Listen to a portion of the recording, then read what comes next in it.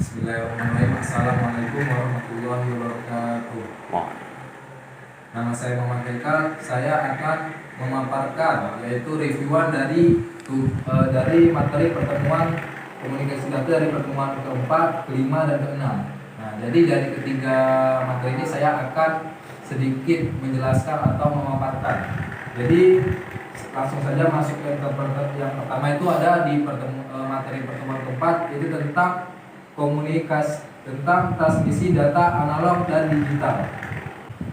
Jadi data ditransmisikan melewati transmitter. Jadi transmitter itu adalah pemancar, dan receiver, dan ada yang namanya receiver itu penerima. Dengan melalui medium transmisi, media transmisi diklarifikasikan sebagai media terpandu atau terpandu itu guided media, atau itu gelombang-gelombang dipandu melewati jalur fisik. Media tak terpandu atau unguided media itu menyediakan suatu peralatan untuk mentransmisikan gelombang elektromagnetik tapi tidak memandunya. Jadi transmisi data itu dibagi menjadi dua, yaitu transmisi analog dan digital. Sinyal analog. Sinyal analog adalah sinyal data dalam bentuk gelombang yang kontinu yang membawa informasi dengan mengubah karakteristik gelombang. Dua parameter atau karakteristik yang terpenting yang dimiliki oleh isyarat.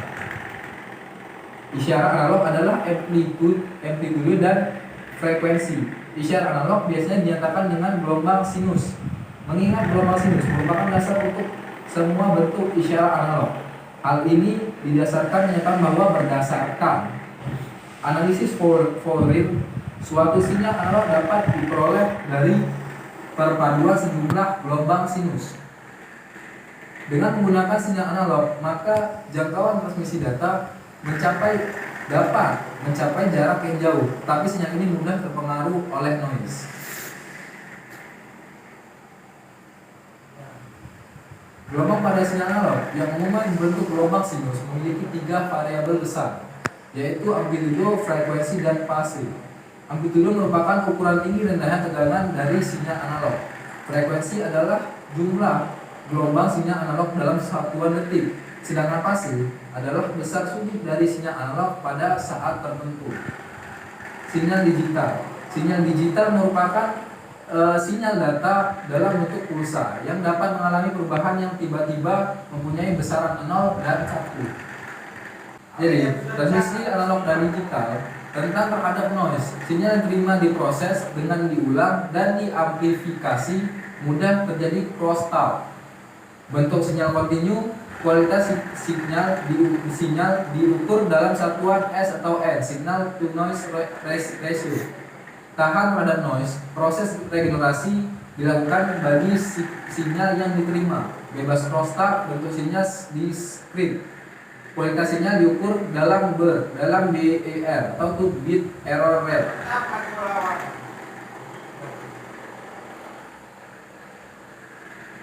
Jadi, permasalahan umum sinyal dan data digital adalah itu ada yang namanya atenuasi atau attenuation. Attenuation adalah peningkatan atenuasi seiring dengan fungsi frekuensi. Penurunan kualitas sinyal seiring dengan fungsi jarak. Pengembalian kualitas sinyal dapat dilakukan dengan dua cara, yaitu amplifier atau untuk sinyal analog dan reparator untuk sinyal digital. Delay distortion terjadi ketika komponen frekuensi yang berbeda berjalan pada kecepatan yang berbeda. Masalah yang mendasar adalah efek noise.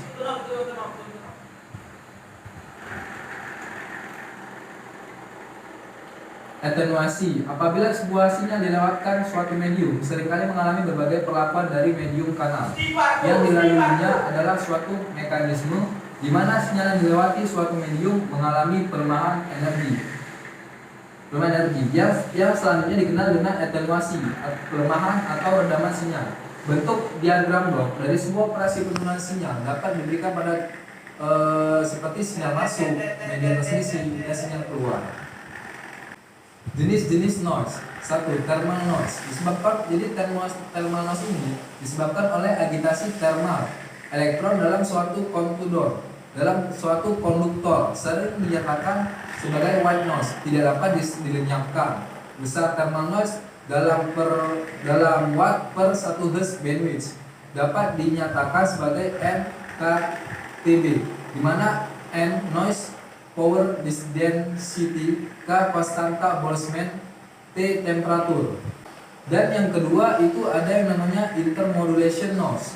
Jadi intermodulation noise ini disebabkan sinyal pada frekuensi yang berbeda tersebar pada medium transmisi yang sama, sehingga menghasilkan sinyal pada suatu frekuensi yang merupakan penjumlahan atau pengalian dari frekuensi asalnya. Misalnya frekuensi F1 dan F2, maka akan mengganggu sinyal dengan frekuensi F1 tambah F2. Hal ini timbul karena ketidaklinearan transmitter, receiver, atau sistem transmitter. Jadi yang ketiga itu ada yang nama crosstalk, suatu penghubung antar sinyal yang tidak diinginkan. Ini dapat terjadi oleh hubungan elektrikal antar kabel yang berdekatan, dan dapat pula karena energi dari gelombang mikro. Contohnya itu di telepon itu terdengar percakapan orang lain. Terjadi karena sambungan yang kurang baik atau kabel listrik yang berdekatan melalui antena gelombang elektromagnetik. Jadi kalau misalnya ada seperti tadi orang telepon berdekatan atau kabel elektrik yang berdekatan itu akan mengakibatkan noise atau yang tadi saya sebutkan sebelumnya. Keuntungan transmisi digital. Keuntungan transmisi digital ini murah. Data dan integrity jarak dipajang melalui saluran kualitas rendah. Capacity utilization ekonomis untuk link dengan bandwidth tinggi, multiplexing untuk derajat yang tinggi, lebih mudah pada teknologi digital, security dan privasi. Kanal komunikasi atau communication channel. Karena komunikasi adalah bagian dari sistem transmisi yang menyambungkan transmitter dengan receiver yang menurut jenis media terbagi: media fisik, mist, kabel, fiber optik. Media dan fisiknya adalah mist, udara, ruang angkasa. Dalam kanal komunikasi selalu ada gangguan-gangguan yang menyebabkan penyaluran informasi mengalami ketidaksempurnaan, yang menyebabkan terjadi distorsi sinyal. Jenis gangguannya itu antara lain noise, interferensi, rekaman, fading, akibat gangguan analog, degradasi kualitas sinyal to noise ratio, digital itu bit error. Jadi istilah analog dan digital yang dalam komunikasi data dipakai dalam tiap konteks. Data didefinisikan sebagai entitas yang mengandung suatu arti, signaling atau persinyalan. Adalah tindakan penyebaran sinyal melalui medium yang sesuai transmission adalah komunikasi data dengan penyebaran pemrosesan sinyal. Data analog digital, nilai-nilai kontinu di dalam beberapa interval. Contohnya itu suara, sound, atau gambar video. Digitalnya itu seperti nilai diskrit, contohnya teks, integer.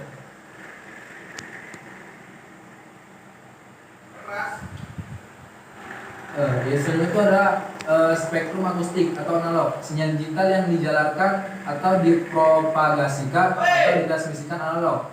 Variabel secara kontinu, berbagai media transmisi seperti kawat, serat optik, udara, speed bandwidth 100 Hz sampai 7 Hz, telepon bandwidth 300 Hz sampai 3400 Hz, video bandwidth itu 4 MHz. Digital menggunakan dua komponen DC, komponen ini frekuensi 0. Jadi sinyal dengan komponen DC, data dan sinyal biasanya menggunakan sinyal digital untuk data digital dan sinyal analog untuk data analog. Bisa menggunakan sinyal analog untuk membawa data digital modem. Bisa menggunakan sinyal digital untuk membawa data analog, seperti compact disc audio. Jadi ini saja buat yang materi pertemuan yang keempat tentang transmisi data analog. Jadi yang selanjutnya itu di pertemuan yang kelima itu tentang yang saya akan paparkan tentang modulasi dan teknik encoding. Jadi apa itu modulasi?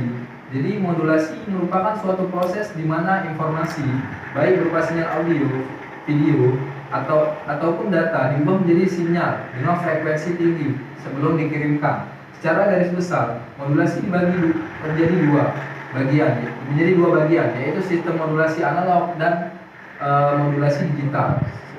Sistem komunikasi dengan modulasi analog adalah komunikasi yang mentransmisikan sinyal-sinyal analog, yaitu time signal yang berada pada nilai kontinu pada interval waktu yang didefinisikan.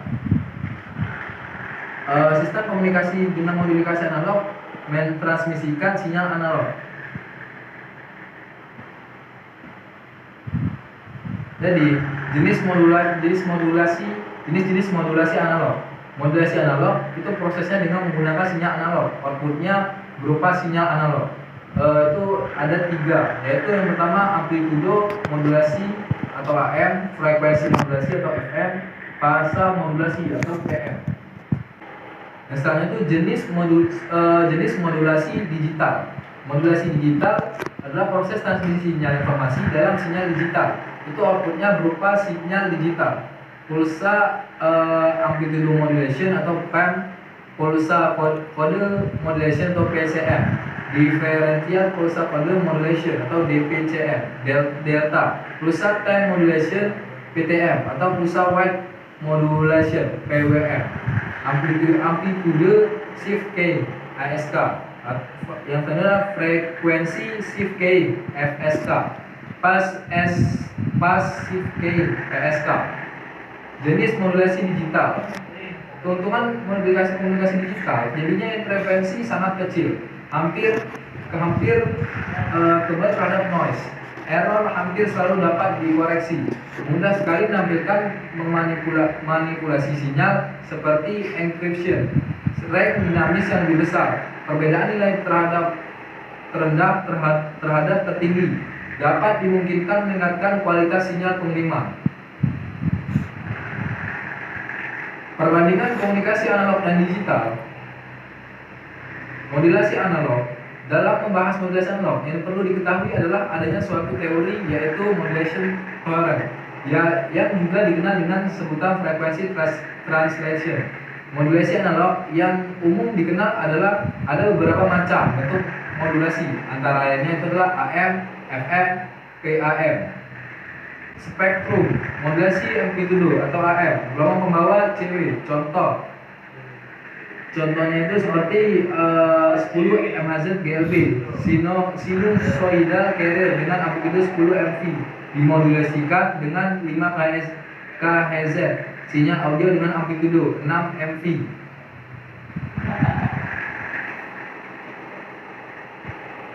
Dan yang keempat itu adalah frekuensi modulation. Frekuensi dari gelombang pembawa carrier wave diubah menurut besarnya amplitudo dari sinyal informasi, karena noise pada umumnya terjadi dalam bentuk perubahan amplitudo. FM lebih tahan terhadap noise dibandingkan dengan AM. Selanjutnya PAM, konsep atau pulse amplitude modulation. Konsep dasar PAM adalah merubah amplitudo sinyal pembawa yang masih berupa deretan pulsa distrik, di mana perubahannya mengikuti bentuk amplitudo dari sinyal informasi yang dikirimkan ke tempat tujuan. Jadi modulasi gelombang pembawa sinyal digital merupakan pergeseran kunci, karena hal tersebut disebabkan adanya perubahan nilai diskrit dalam parameter gelombang pembawa.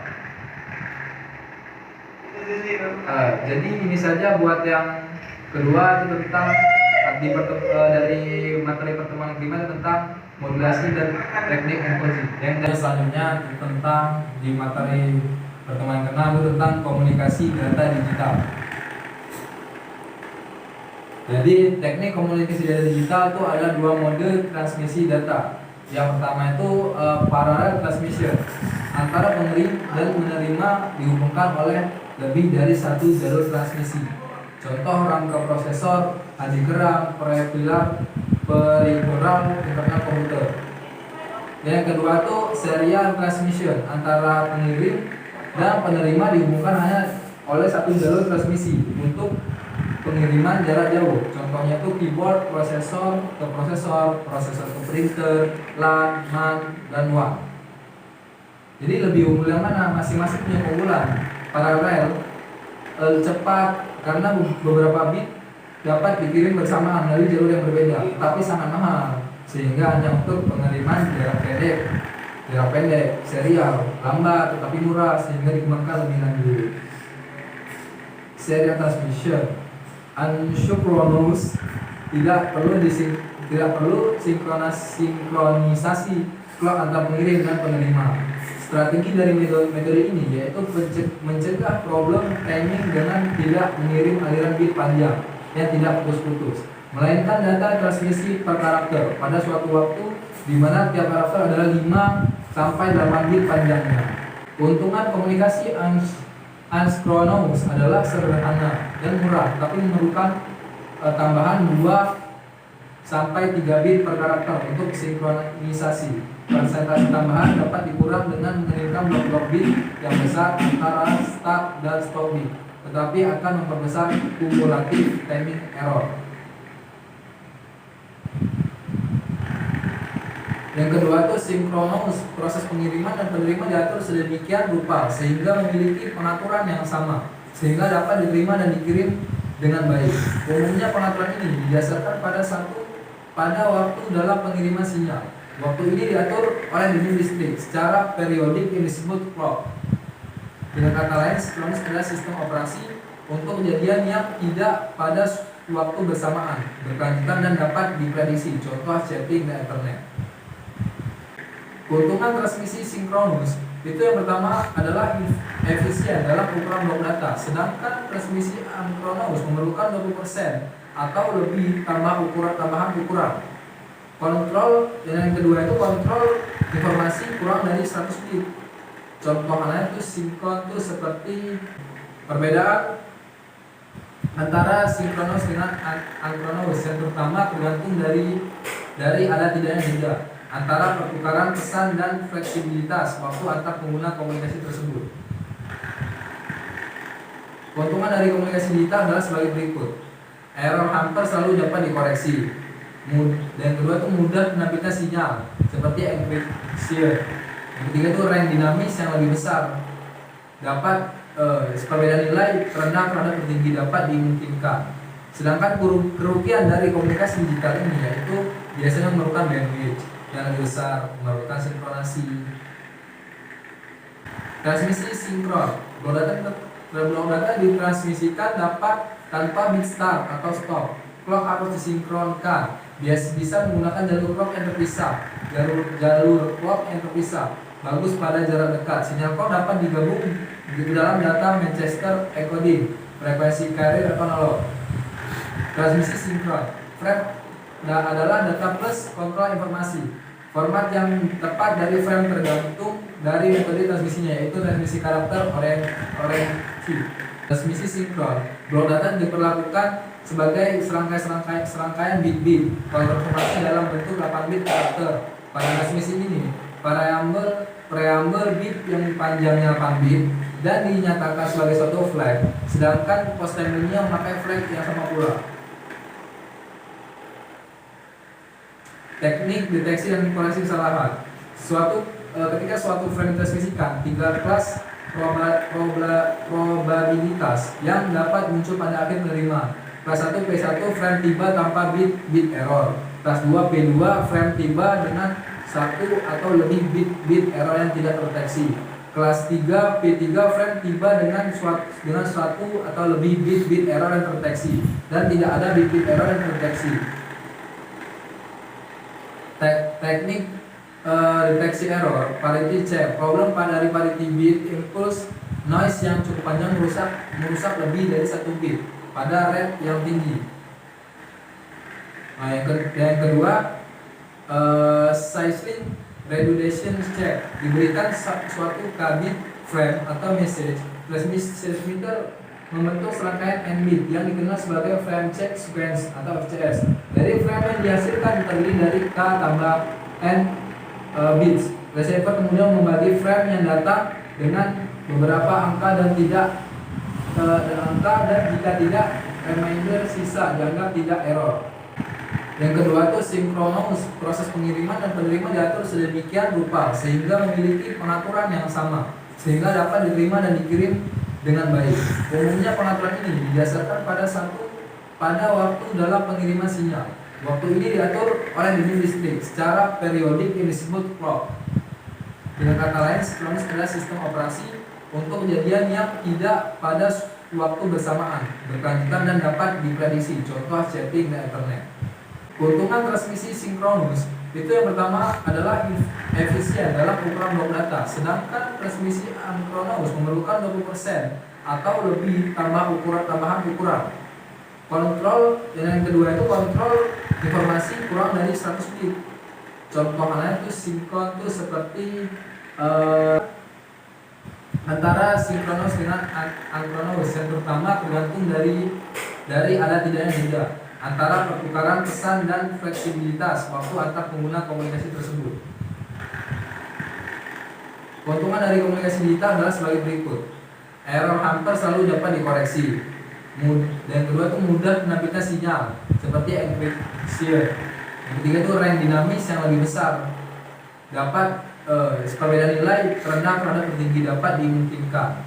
Sedangkan kerugian dari komunikasi digital ini yaitu biasanya memerlukan bandwidth yang lebih besar, memerlukan sinkronasi.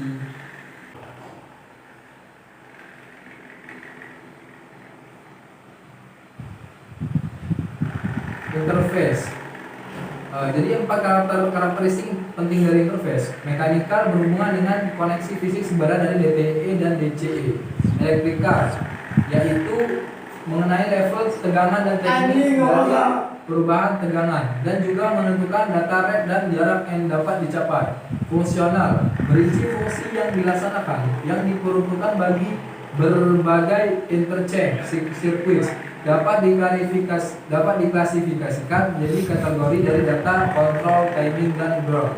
Prosedural merinci serangkaian kejadian pada transmisi data berdasarkan pada karakteristik fungsional dan interface. Jadi itu saja yang dapat saya sampaikan. Bila kurang saya mohon maaf.